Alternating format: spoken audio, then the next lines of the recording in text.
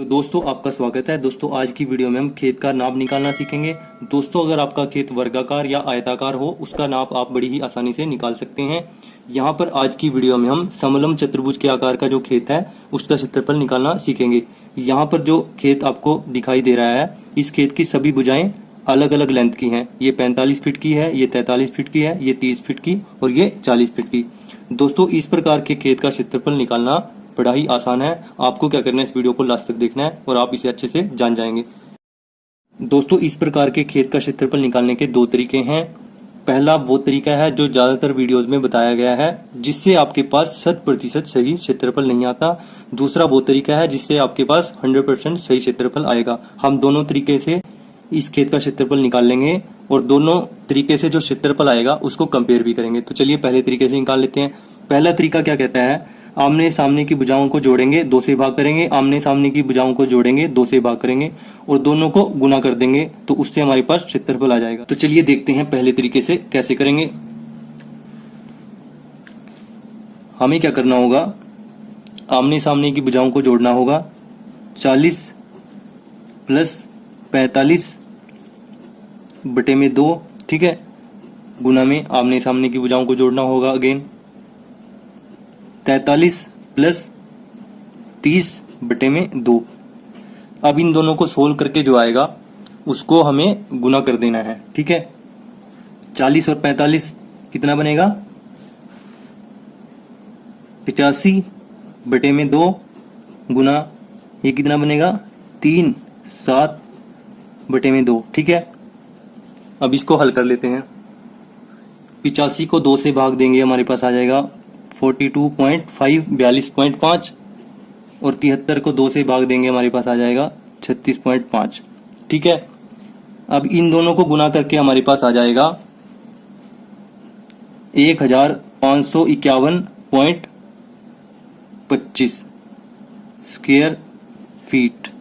तो ये आपका क्षेत्रफल आया, ठीक है। इन दोनों को आप कैलकुलेटर की मदद से गुना कर सकते हैं, ठीक है दोस्तों। तो पहले तरीके से हमारे पास क्षेत्रफल कितना आया, 1551.25 स्क्वायर फीट। दोस्तों इस प्रकार से जो खेत का क्षेत्रफल निकाला जाता है वो 100% सही नहीं होता, तो इसीलिए हम दूसरे तरीके से भी खेत का क्षेत्रफल निकाल लेंगे। तो चलिए दूसरा तरीका देखते हैं। दोस्तों दूसरे तरीके से इस खेत का क्षेत्रफल निकालने के लिए हमें क्या करना होगा, समलम चतुर्भुज के आकार के खेत को 2 भागों में बांटना होगा, यानी हम डी बिंदु को बी से मिलाएंगे। तो चलिए मिला देते हैं। तो दोस्तों यहाँ पर डी बिंदु को बी से मिलाने के बाद ये समलम चतुर्भुज आकार का जो खेत है वो 2 त्रिभुजों में बंट गया है। पहली त्रिभुज है ए बी डी, दूसरी त्रिभुज है बी डी सी। इन दोनों त्रिभुजों का जो क्षेत्रफल होगा उनका जोड़ करके ही पूरे खेत का क्षेत्रफल हम निकाल सकते हैं, ठीक है। तो पहली त्रिभुज का क्षेत्रफल निकालने से पहले हम डीबी की लंबाई क्या होगी वो जान लेते हैं। अब डीबी की लंबाई मापने के 2 तरीके हैं। पहला तरीका तो ये है कि ये हमारे पास ए बी डी त्रिभुज क्या बनी है, समकोण त्रिभुज, ठीक है। तो पाइथागोरस प्रमेय लगाकर हम इसे माप लेते हैं, ठीक है। तो चलिए पहली त्रिभुज लिख लेते हैं यहाँ पर, त्रिभुज ए बी डी में, ठीक है। ए बी डी त्रिभुज क्या है, समकोण त्रिभुज है। इसमें क्या है, पाइथागोरस का प्रमेय हम लगाएंगे यहाँ पर।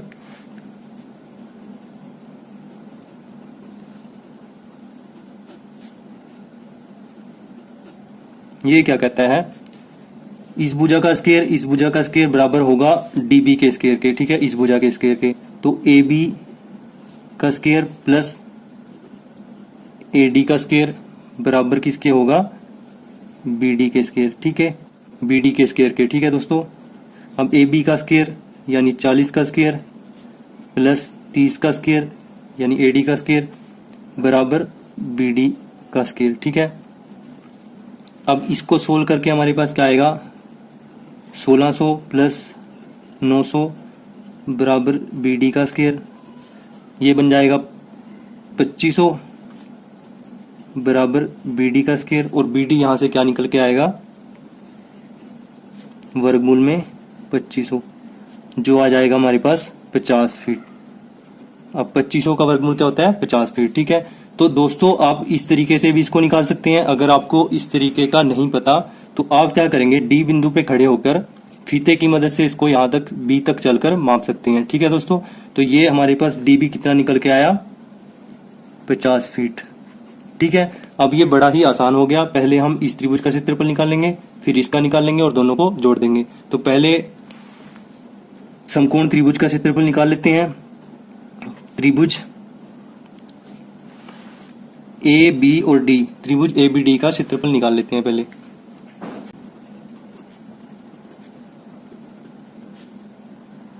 तो त्रिभुज ए बी डी का क्षेत्रफल निकालने के लिए हम क्या करेंगे, सबसे पहले तीनों भुजाओं को जोड़ देंगे और 2 से भाग दे देंगे। ठीक है, तो जोड़ते हैं तीनों भुजाओं को,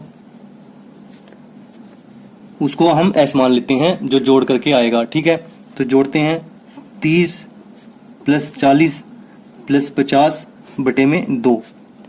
अब ये क्या बनेगा हमारे पास, ये बनेगा हमारे पास 120 बटे में 2 और ये काट के आ जाएगा आपके पास 60। ठीक है, अब त्रिभुज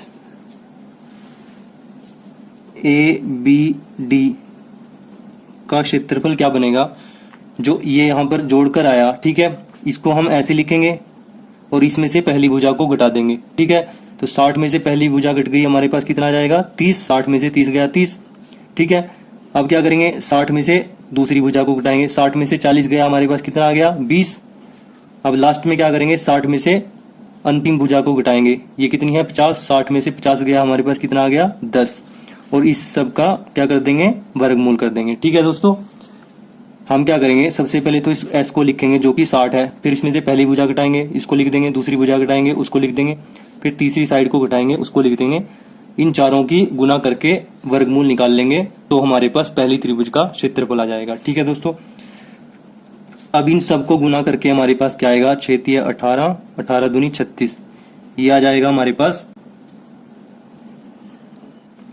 36, 1 2 3 4 4 0। ठीक है, और इसका वर्गमूल हम निकाल के क्या आएगा हमारे पास 600 स्क्वायर फीट।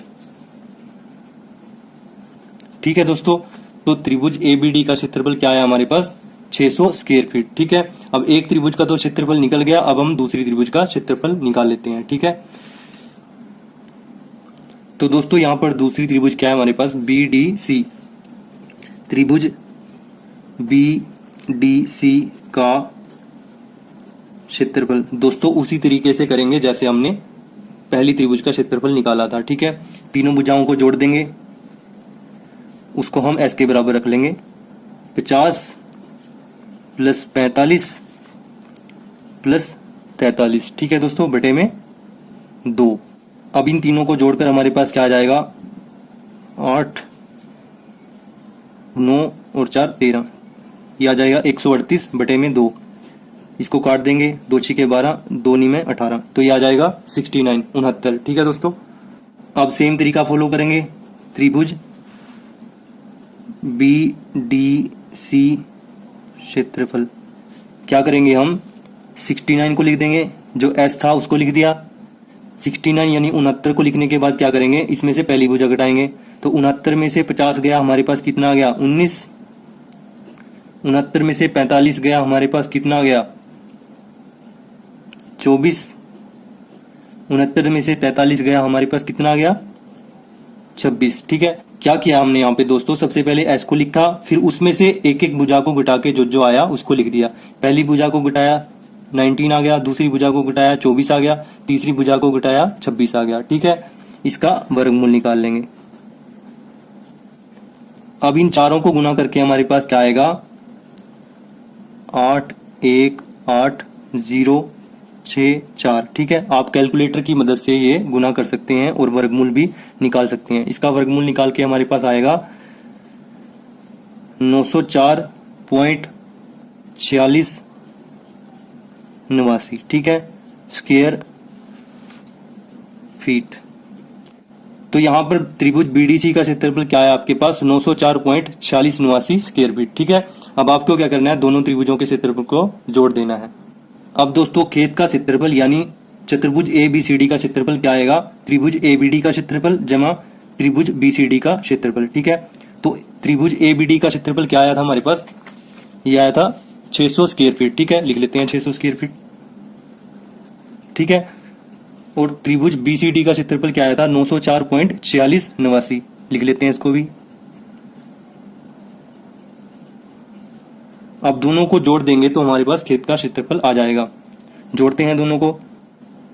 4689 तो ऐसे रहेगा, 904 जमा में 600 कितना बनेगा 1504। ठीक है दोस्तों, तो हमारे पास क्या क्षेत्रफल आया 1504.4689 स्क्वायर फीट। ठीक है दोस्तों, आई होप यहाँ तक आपको अच्छे से समझ में आया होगा। अगर आपको कहीं पे डाउट है तो आप वीडियो को एक बार दोबारा देखें, आपका वो डाउट अवश्य ही क्लियर हो जाएगा।